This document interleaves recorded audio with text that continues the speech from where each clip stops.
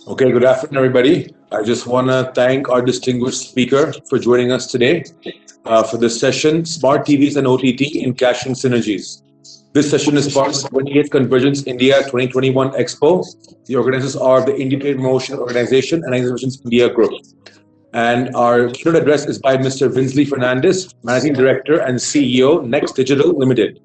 Thank you so much for joining us. The floor is yours. Thank you, Jared, and a big thank you to the organizers. I think it's always good. I wish this was more in person rather than doing this online, but I guess the vagaries of the pandemic have put paid to any such hopes that we could have done it. But hopefully next time. So I think just going back to the topic, it's a very interesting topic, and I'm actually quite delighted to talk on it because it's been the hottest thing since sliced bread over the last 1 year of the pandemic. The entire media and industry globally is effectively triggered off by events, right? There's always been a trigger point, and it's no different, obviously, for India as well. Going back to the late 80s, color television made its debut in India thanks to the Asian Games, or the Asiad as it was called at that time. Cable television in India made its debut on the back of the Gulf War I, where all you could see on your screen were these green dots of light that kept on exploding, and we watched it fascinated. And then you had 4K, which made its debut at the Olympic Games, and 8K is soon going to make its debut as well in terms of a large event. So we've come a long way since those early days, and television and technology move obviously hand in hand. In fact, I always tell people that the only thing constant in the television industry, like everywhere else, is incredible technological change. And smart televisions, right? Smart televisions and OTT, the discussion that we're having today, is very interesting. And I just wanted to share one thought on it. And for those who can see my screen, what are really smart TVs, right? All of us have television sets at home, and this whole concept of smart TVs came in earlier in around 2014, 15, and slightly before that actually, with some products launching. But I think it really got a boost when the cost-effective brands came into play, and more people have moved towards smart television. So what is a smart television really? It's like your mobile phone, but the TV set. So your mobile phone combined a camera, it combined a iPod, it combined a video player, and it made it a smartphone, right? So you could message, you could watch movies, you could speak, you could do take pictures, all of that. And smart television sets are no different than that, except obviously in a much bigger screen size. So it combined, either it could run proprietary operating systems, especially when you look at it in the case of some companies like Sony or Panasonic had proprietary systems, or the AOSP, right, which is the Android open source project. What it means is Android open source is that companies can take the solution from Android and develop their own variants of it, of course, besides being Android television itself. So effectively, smart televisions have been the convergence of, as I mentioned, of television, computers, and digital media players, all in one single device. And riding on top of that were these interesting applications, or what we all term now as apps. All of us know about apps, right? And the apps that were really promoted were not just the learning apps or the sporting apps or the gaming apps, but they were also entertainment apps. Apps like apps like Z5, Netflix, Amazon, all of these, right? Many more apps that came into play. Interestingly, these apps were not necessarily customized for TVs. It's only TV sets in the last couple of years have looked to reach out and actually negotiate with hardware manufacturers. So that's why today I'm sure some of you may interestingly find on certain television sets, you'll actually have a actual button that says Netflix. So when you press on it, you go straight to the Netflix screen. Very interesting kind of model that they had. And however, even with all the hype and hoopla around it, the fact remains that there are barely 7 million smart television sets in the country today. Is it growing? Of course it's growing. It's growing on the back of the pandemic. And as I mentioned, the trigger point for the growth in smart television and OTT applications has been the pandemic, where the pandemic has been able to push people who are working from home to embrace technology much more than A lot of people would like to, but everyone's had to embrace it. It will grow around 10% annually, and we're hoping that we'll see a lot of traction. So interestingly, also, when you go into other markets, smart televisions, one of the reasons or one of the challenges they had is there are a lot of devices today, what we term as auxiliary devices, that came into play that were able to transform a conventional television set into a smart TV. So I'm sure a lot of you all are familiar with the Amazon Fire Stick. There's Roku, there's an Android or a hybrid set-top box, which gives you linear television as well as OTT applications, Apple Television itself, and the Google Chromecast. All of these products together, interestingly, convert any regular television set into a smart television set. So then, if all of that is fine, and where is then the synergy or the so-called battle between smart television sets and OTT platforms? For that, it's interesting to know that actually both are contingent on one another to succeed. And again, this is a factual representation. I have a small graphic up on the screen which shows how television sets or how the development of apps and app stores have been crucial and why. It is all because of the trigger point called COVID-19 pandemic, which has speeded up the uptake of streaming content directly to the TV set. So many of us are familiar today with just accessing content on the television set using a broadband connection. So when you look back at what happened over the last 12 months, it's now 12 months, week one of the lockdown, somewhere towards the end of March. In fact, we are in week one, exactly a year later of the lockdown, saw a 30% increase in data traffic. And if you thought it was only in the cities, think again. The demand for fixed broadband in tier 2 and 3 cities, that is cities with smaller populations and out of the 6 major metros, increased drastically, where customers demanded much higher speeds and of course much more data allocation in their packages. Sorry, I was just putting that off. So like I said, and content also saw a major uptick in consumption, 30% increase in time spent, and on education apps alone, and logically so, because everyone, obviously, it was not just work from home, it was also learn from home, it was study from home. Schools were kind of shut, and therefore still wanted to continue with the education process. So we saw a 30% increase in time spent in terms of education apps. But what was the incredible surge was seen in terms of OTT or over-the-top products like Netflix, Disney Hotstar, YouTube, of course, streaming content, Alt Balaji, so many, Sony Live and Prime Video. There was a 265% increase in terms of time spent, in terms of the increase in traffic in April 2020 over February 2020. That was a clear signal that technology was going to play a part in our lives. And just like color televisions changed our lives, just like the Asia changed our lives for color TV and the Gulf War brought us into cable television, we believe, the industry believes, that COVID-19 is the trigger point for smart televisions and OTT going forward. The same thing applies to shopping from home, e-commerce. Because people couldn't really go out because there was a lockdown, there was a tremendous order volume growth of over 17% over February when people had to place orders. That's significant considering the size of the e-commerce market. And the intent, there was a very interesting report done by Deloitte, and I'm quite a fan of numbers because they tell the real story. It suggests that the intent to purchase online is now over 50% over product categories. That symbolizes a tremendous change in mindset in the industry, and we're seeing that happen. We come to the topic today, right? It's very interesting. Encashing synergies. How do really smart television sets and OTT platforms work together?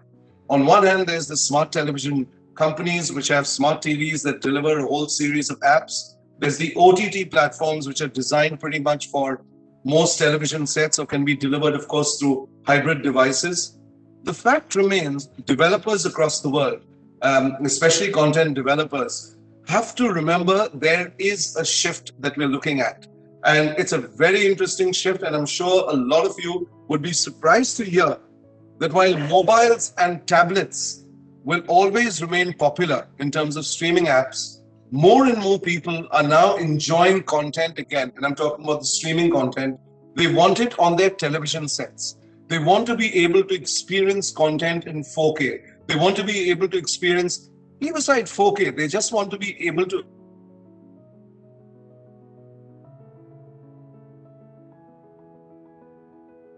inches and beyond.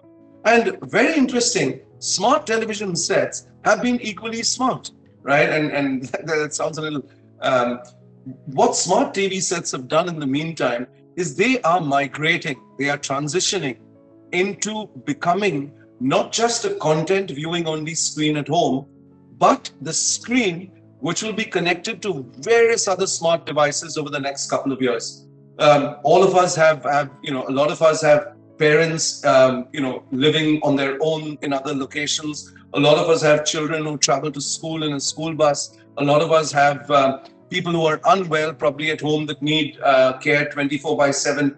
You're able to integrate medical products or medical monitoring products. You're able to integrate CCTV products like closed circuit television sets. You're able to integrate all of that into a smart television set. So move aside OTT. It's not just over-the-top content that smart TV is driving. Smart TVs are also driving applications that go way beyond simple OTT and reach things like artificial intelligence or virtual reality. Now that itself is an interesting thing, because imagine that you want to buy a product, right? You can't go and visit the store, but you want to have a virtual kind of experience of it. So all you need to do is have a good, strong smart television set which supports that kind of app, put on your VR device, and you're able to basically experience the service or the product that you want to acquire. So that's a very interesting thing that smart television sets are doing. They don't believe that the curve ends at OTT. They believe that there's much more, and OTT will be one of the products in its entire mix that is there. Therefore, it's obviously obvious that OTT platforms need to work very closely with integrators, with partners, whether it's television sets, whether it's devices. I think there is a great opportunity for OTT platforms and hardware vendors to really work together to design applications, right? Or basically to ensure that there's maximum eyeballs, right? Maximum eyeballs for any application that someone may want to kind of deliver. Then, of course, has been the question, there's smart television sets, there's over-the-top. Hang on a moment, what happens to conventional distribution platform operators or digital platform operators, or DPOs as we know them? I'm talking about cable television companies, head-in-the-sky platforms, DTH platforms. What happens to them? And the fact remains, it's incredible. There really is a good situation emerging. OTT will become one of the platforms. If you look at it, DPOs have to embrace that OTT is here to stay, because the choice is no longer with the provider. The choice is the customer. The customer has every right to choose. And unless DPOs embrace the OTT world and partner with providers. So what do I mean by partner with providers? Very simple. Today, companies, even us, we've developed a hybrid set-top box. What does the hybrid set-top box do? It connects into the back of a conventional television set, and it makes it smart. It now provides OTT products that a customer may want. It also provides linear television, and it provides a whole series of other applications that a customer may want. So customers don't necessarily need to upgrade their television sets to enjoy a smart television experience. They can also experience it if the DPOs work effectively to provide them with a smart product. And again, there's a long tail business for DPOs, a very long tail business. TV remains a very, very important medium in the country today. And, unfortunately, I meant to show you this presentation and literally click on every exciting point that I was trying to make. But since I had to put it all together, I want you to look at this graphic to the right of the screen. This graphic tells the story for DPOs. And this line here, India's paid television sector, the DPOs, remains a high growth outlier when compared to other global markets. And in fact, the entire incremental growth that will happen between 2020 and 2025 over the next 5 years, 53% of that will be conventional pay television business. That reflects very clearly. And why is that? There is a reason for that. Because of the importance of television as a medium, it also provides an incredible effective reach to advertisers. Advertisers in the country today benefit greatly when they work with linear televisions, with pay television platforms. No doubt, OTT is a more focused target approach. But when you want to look at homogeneous markets, we've got different classifications. When you look at the ratings that are put out, there is Hindi-speaking markets, there is different socio-economic classifications. When you want to mass target a product, television continues and will remain the biggest medium. So the long-term fundamentals of television remain very, very robust. And we've seen in this last 1 year that even though there's been proliferation of over-the-top platforms, or OTT platforms across the country, there's been no real significant cannibalization of the pay television industry. That was very, very clearly evidenced, and that in fact is a good sign for the industry, because it means that OTT becomes one of the platforms and DPOs can embrace it, and there is nothing to stop DPOs from also providing OTT services as one of the products in their portfolio that they have. And the last thing why I say that there is a great opportunity in terms of the market, India still remains underpenetrated. When you look at the cable and television households across the country, which includes actually cable and satellite, long-term growth prospects are still tremendous. We're still talking about peak ARPUs, or average revenue per user, at about $5 to $6. That is insignificant. So there is that much great potential for pay television to push the envelope and offer customers better product mix, better bundling mix. A lot of it, of course, has been significantly supported by the new tariff order that came out in 2019 of February, in fact, just 2 years ago now. So there is that great opportunity for the industry to continue growing. So DPOs, I think when I looked at it from the fact that, and with due disclaimer, I work for a DPO myself, which also has hybrid products. And we've seen that it's incredible if you're able to bring conventional products and combine them with new technologies, smart apps, OTT, you're able to drive ARPUs much higher, right? Bundling video, bundling broadband, bundling learning applications, bundling shopping applications, going to the customer and saying, listen, here's one single product or solution that suits your need. That's the kind of driver that will continue to support DPOs in the long term. So where do we go from here, right? One important thing that we all have to realize is that any smart television, the success of any smart television industry in the country is contingent upon having very good, reliable, stable, and cost-effective broadband services. Cost-effective, I think we've been able to achieve that target. Broadband in India is, in fact, one of the most cost-effective when compared to anywhere in the world. That is tremendous. But I think in terms of stability and in terms of reliability, that is very, very important. And India, of course, still relies heavily on mobile broadband. If you look at the graphic here on the side, out of about 687 million broadband users in India today, just over 20 million today. In fact, this was as of January last year. But as of this year, about just under 21, 22 million have embraced wired broadband. So we'd like to see that number grow.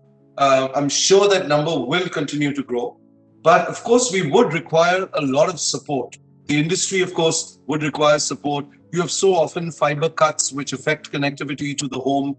And that has given people a concern of migrating their core performances or their core businesses to a wired product only. They would rather have multiple backups, including a wireless product. So I think once we see, there's more support to ensure safeguarding of the fiber across towns and cities, it becomes critical as we wish to keep industries and businesses running, just when connectivity has become the most critical thing in the last 1 year of work from home. So telcos, of course, is something that we didn't speak about. They had a lot of challenges because there's pretty much unprecedented demand in terms of broadband connectivity, overutilization of the pipes literally, and that are available.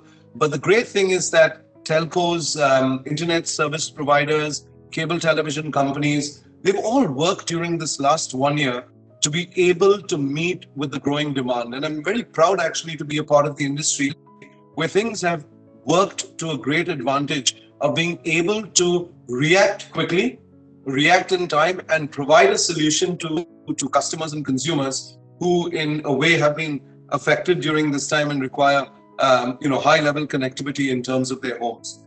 So I'd like to end with just one thought for everyone. And unfortunately, again, it's not the smoke and mirrors that I wanted to effect that I wanted to bring this in, but the humble television set that we've all experienced, right, which is a pure television set once upon a time. I recall growing up, there were just two television channels, Doordarshan 1 and Doordarshan 2, right? These were just two channels. And it then evolved. And the beauty is what we're seeing today is that television set in the household is now going to transition into a smart device, just like your smartphones. Imagine your smartphones, but a much, much bigger screen size, going up to even, 55 inches and beyond. And it will provide not just content, which is what we access today, either through a set-top box or through streaming, but every connected service possible: medical, education, communication, social applications, health products, hospitality products. I think all of that will see a tremendous growth over the next few years. We're already seeing a lot of integration happening at the ground level. We're seeing people leverage the challenges of COVID and be able to provide new, really flexible and strong applications that will help the industry make that change.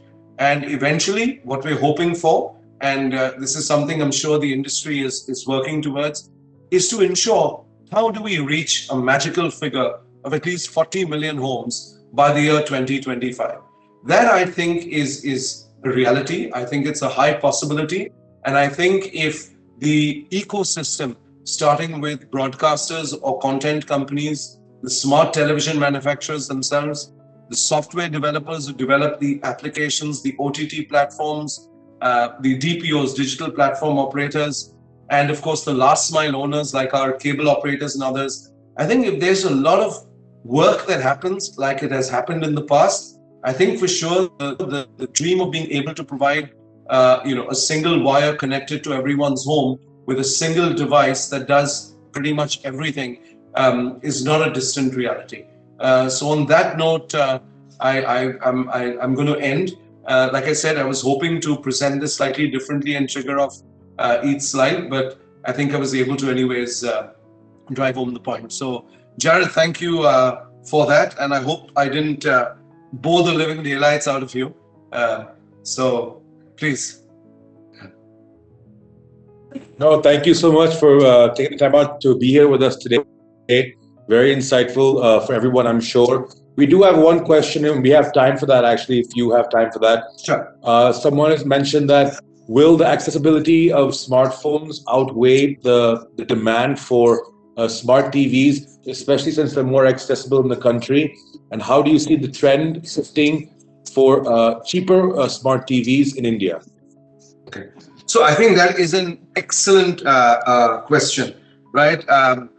The country has today 687 mobile broadband connections, but we have 400 million smartphones, right? We've got over 400 million smartphone connections, etc., in the country today. Smartphones will continue to grow. It is not a one-size-fits-all. The place where smart televisions come into play is people are migrating to the television set remaining the center of the house, having a smartphone doesn't necessarily cross out a smart television and vice versa. You will use the smart television at home for applications that you may not enjoy or may not be as flexible on a smartphone. What do I mean? Like content. You want to watch sports, you want to watch the Indian Premier League, you want to watch World Cup football, you want to watch English Premier League. You'll enjoy it more on a smart television set, on a large screen. You will enjoy it on your smartphone only if you're traveling and you don't have access to a smart television set, to a smart TV. So I think they're both complementary in terms of products and solutions. They're also going back to what came out quite a few years ago as the multi-screen access model, right? We worked, and I was part of the team that worked on a multi-screen access model, MSAM. What it meant that, listen, I'm at home, I'm watching the content on my television set. I move out, I'm watching it on my smartphone. I move into the car, it has a connected device, there's a connected dish, either through IoT or through satellite, broadband, etc., where I'm able to connect and continue doing what I'm doing. So I think it's going to be multiple screens for multiple requirements. One is certainly not going to replace the other. And yes, the proliferation of smart television sets is going to increase as the pricing comes down. I mean, look at the kind of pricing. It's incredible today. The price of a 32-inch smart television set is so affordable. And the other good thing that manufacturers are doing, they are slowly phasing out conventional television sets and migrating pretty much only to smart television set. It's again, Jared, like the smartphone, right? You may have a couple of conventional phones available, but by and large, everyone's migrating or migrated to the smartphone concept as being the prime driver. So yes, you'll see that each device will have a different requirement, and the lowering of the price of smart television sets will certainly see an offtake. We are at what, 7 million today. The penetration of smart TV sets is dismal. We'd certainly like to see that grow. Digital platform operators would like to see that grow because it means greater ARPUs of providing multiple services under a single roof. Content providers would like to see it grow. And I think these kind of traction runways, as I call them, like the COVID-19, it's not a great thing to say it was the traction runway, but it was one of the reasons why people adapted greater to using a smart television set. I hope that answers the question, Jared. Fantastic. Once again, thank you so much, Mr. Vynsley Fernandes. To all our viewers, please stay tuned because in about 10 minutes, we'll have our next session. We're having a small break right now. So once again, thanks you for your time. Thank you, Jared. Much appreciated. Thank you, everyone. Hi, Jared. Thank you.